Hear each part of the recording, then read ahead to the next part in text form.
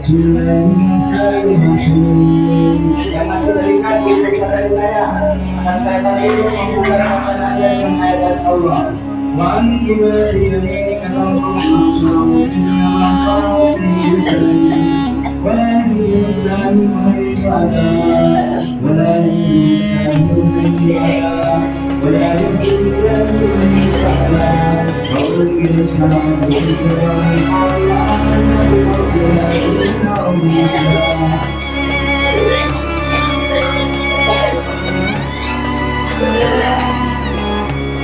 yang rasa enteng tarik nafas, jangan ngomongnya diluka, jangan dinahan. Yang sudah enteng tarik nafas dalam alasan hidup, tahan sejenak, keluarkan dengan beritan pelan-pelan sambil merapatkan alhamdulillah.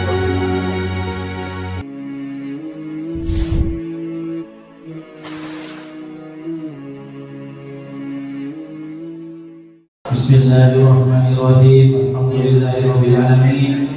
Wassalatu wassalamu ala asyrofil anbiya'i wal mursalin sayyidina Muhammadin wa ala alihi wa sahbihi ajma'in, amma ba'du. Para calon dan santri putra dan santri putri Asrama Imdadiyah Pondok Pesantren Salafiyah Syafi'iyah Al-Azhar Mojosari Sebagai Situbondo. Malam hari ini, malam Jumat, kegiatan Osada kita, orientasi santri baru di asrama ini akan kita isi dengan ruqyah. Apa ruqyah dan bagaimana cara mekanismenya nanti akan dijelaskan oleh Kiai John Kiai Pacek. Ini namanya Kiai Pacek. Nah, hal-hal Mahfud Kiai Mahfud Junaidi alias Kiai Pacek. Karena namanya Kiai Pacek lagi maknanya. Nah, hal-hal yang berkaitan dengan kenapa kita harus diruqyah dan berapa kali kita harus diruqyah dan apa tujuan kita diruqyah, apakah ini ada dasarnya, nanti akan dijelaskan oleh Kiai Mahfud Junaidi. Dalam hal ini mari kita sejenak bertawassul, semoga kegiatan ini bermanfaat untuk kita semuanya. Dalam hadrat Nabi Mustafa Muhammad sallallahu alaihi wasallam wa alihi wa sahbihi wa dzurriyyatihi wa jami'il muslimin wal muslimat wal muslimat, khususnya dari Syamsul Arif dan asas Syamsul Arif dari Proyek Asad. Begitu juga untuk hari dalam syariat kita Wali Sufiyati Muhammad yang mulai ini mulai terjadi wala ulisadihim wa malaikatil muqarrabin. Al-Fatihah. Bismillahirrahmanirrahim. Alhamdulillahirabbil alamin. Iyyaka na'budu wa iyyaka nasta'in. Ihdinas siratal mustaqim. Siratal ladzina an'amta 'alaihim ghairil maghdubi 'alaihim waladdallin. Amin. Untuk selanjutnya kami serahkan kepada Ustadz Zainal Halim ya. Ini juga kita ada dua paroki pada hari ini. Pertama ada Kiai Mahfud Junaidi, yang kedua ada Ustadz Zainal Halim. Nah, entah siapa yang akan pertama kali untuk memberikan penjelasan dan bagaimana caranya, kami serahkan kepada para guru.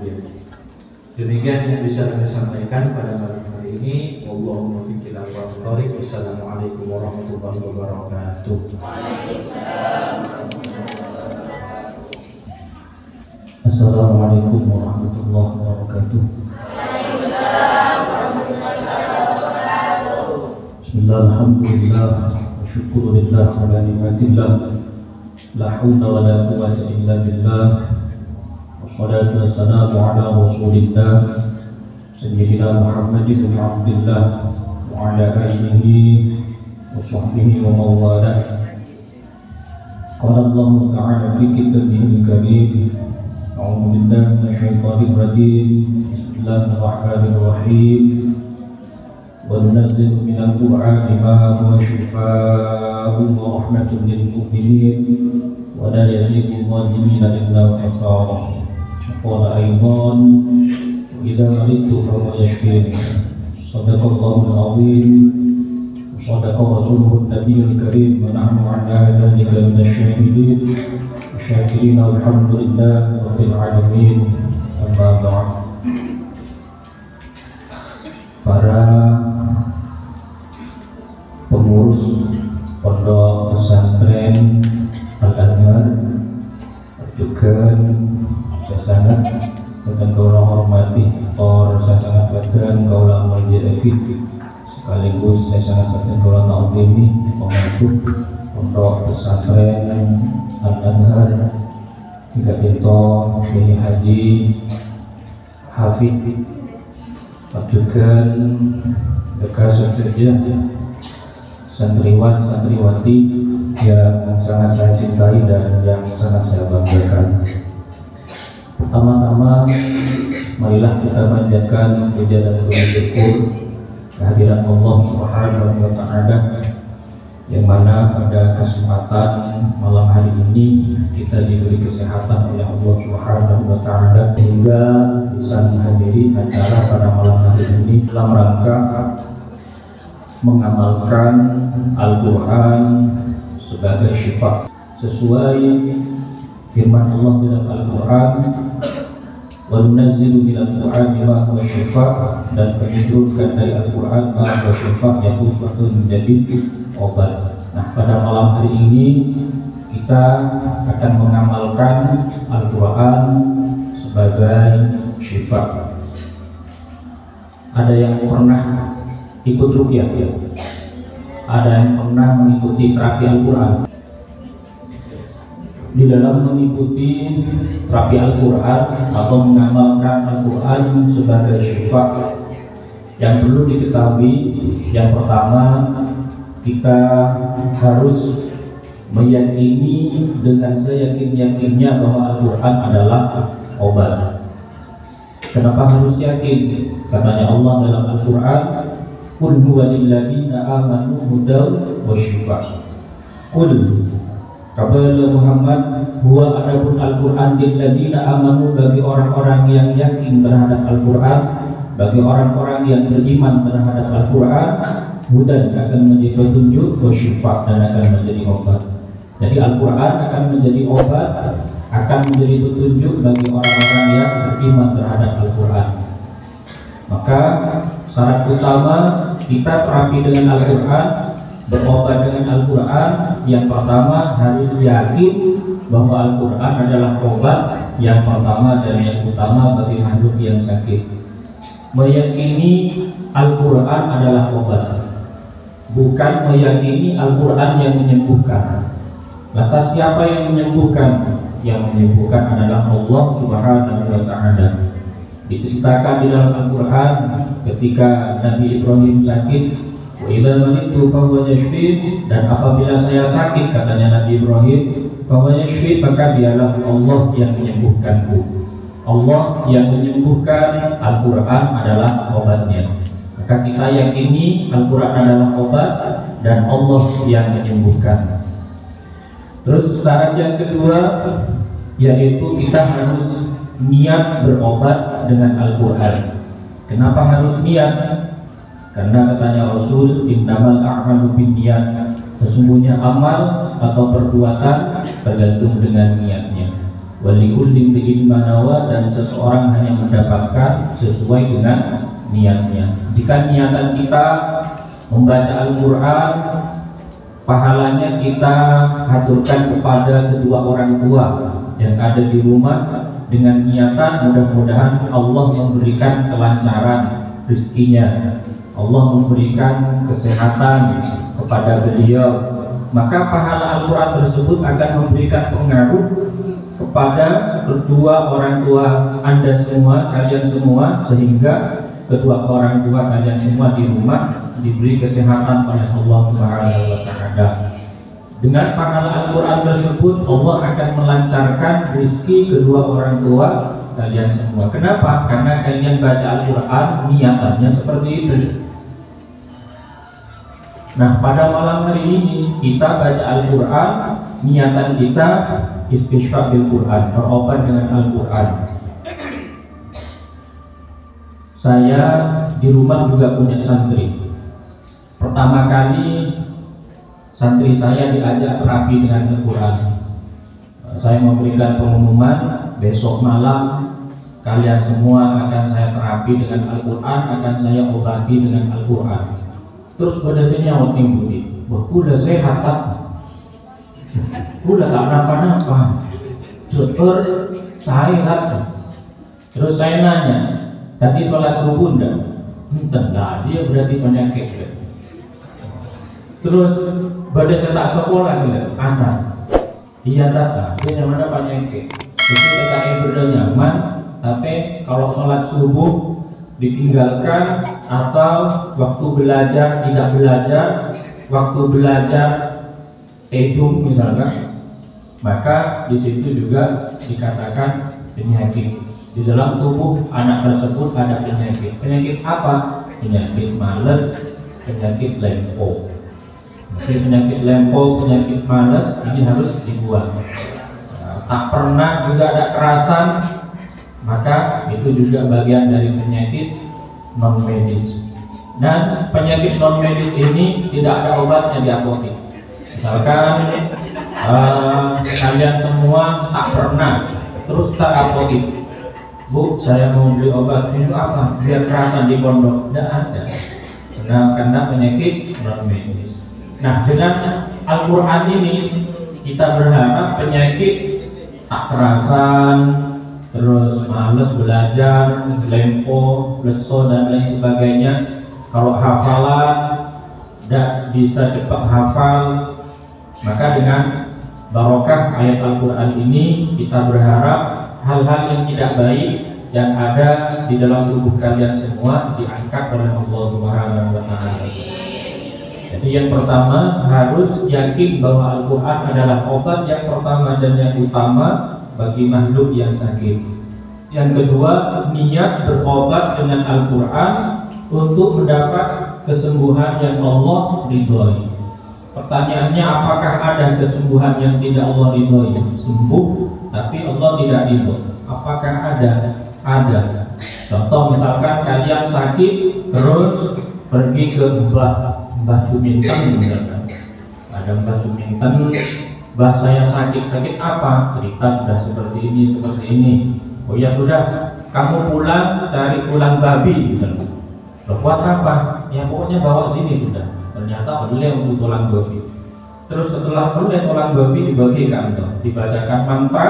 Setelah dibacakan mantra, direndam di air 5 menit, terus suruh minum.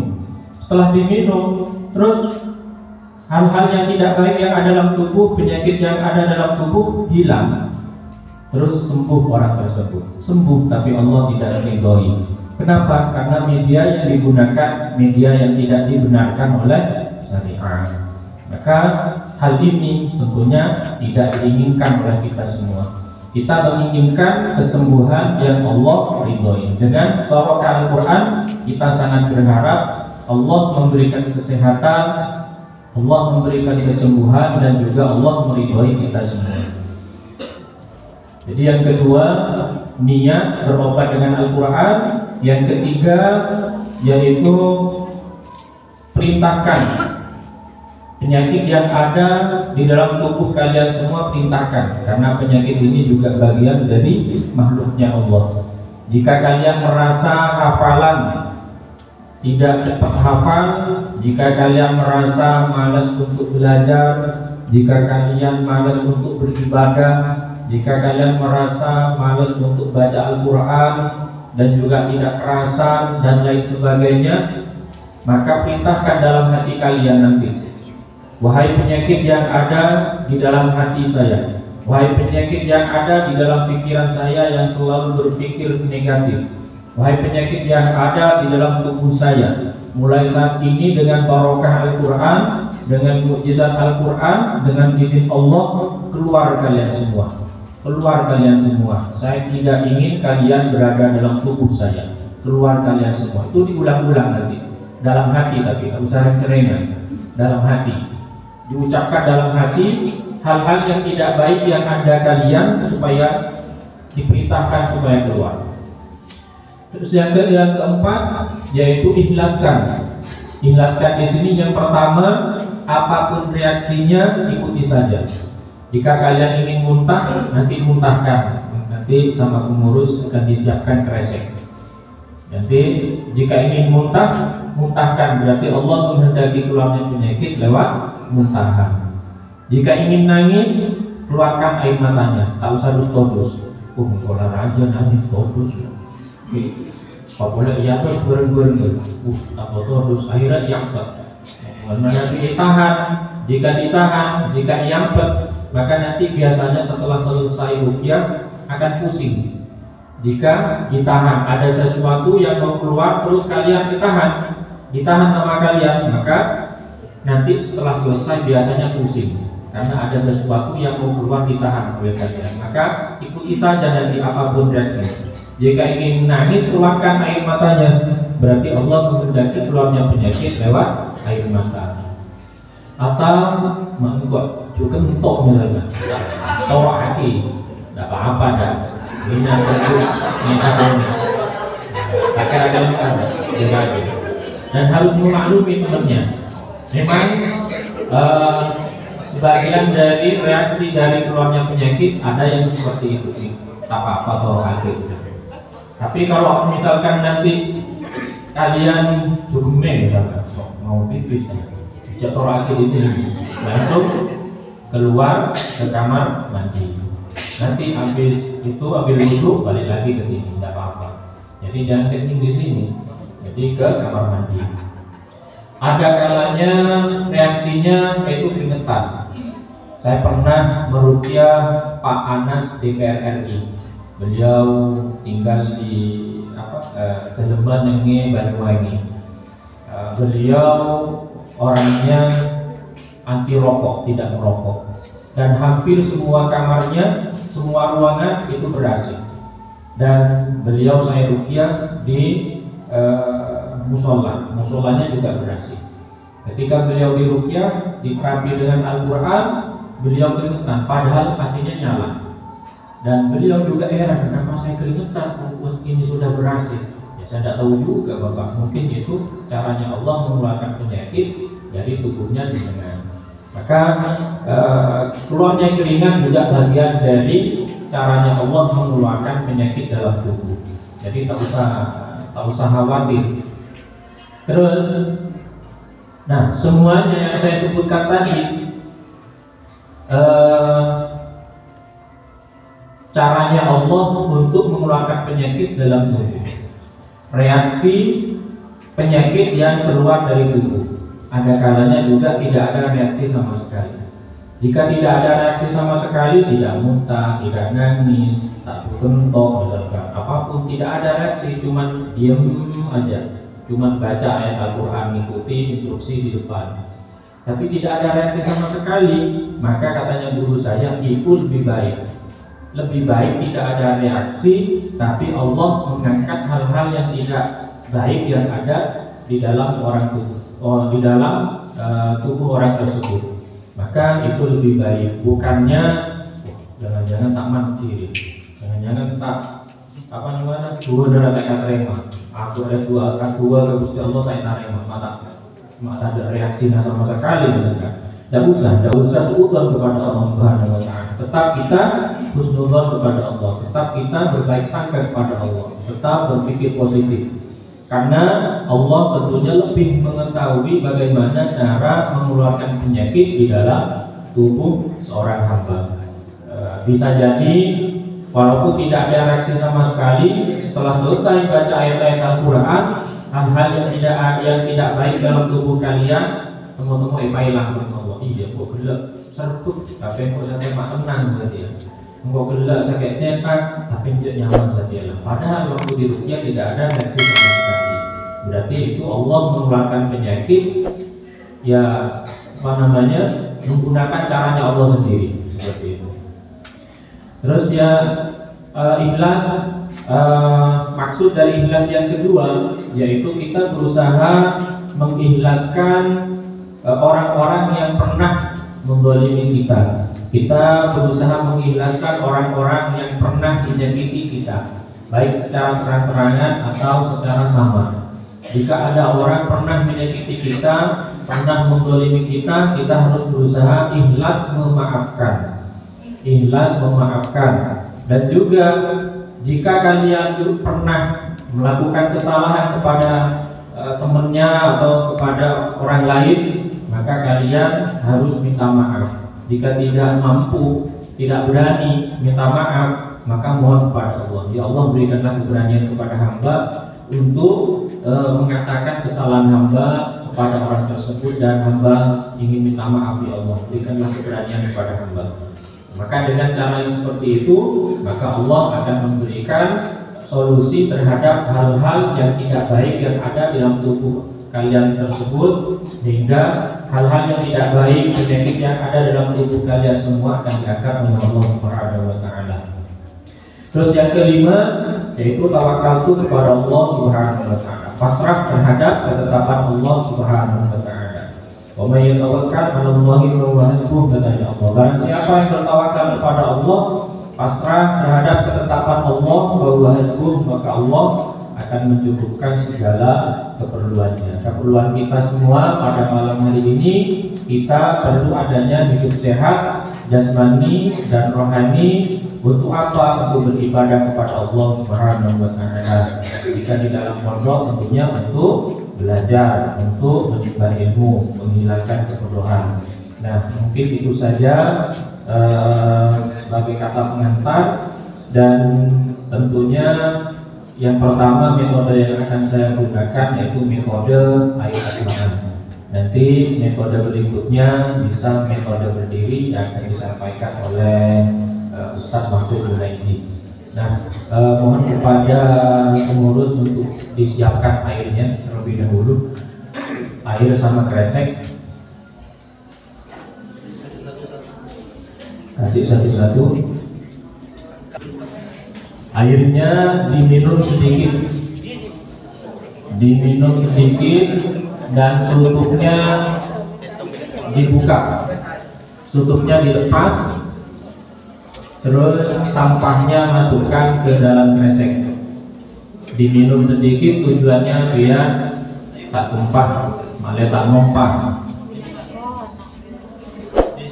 Disobek dulu, diminum sedikit, lalu tutupnya dibuka semuanya, sampahnya masukkan ke dalam kresek. Baik, akan saya mulai.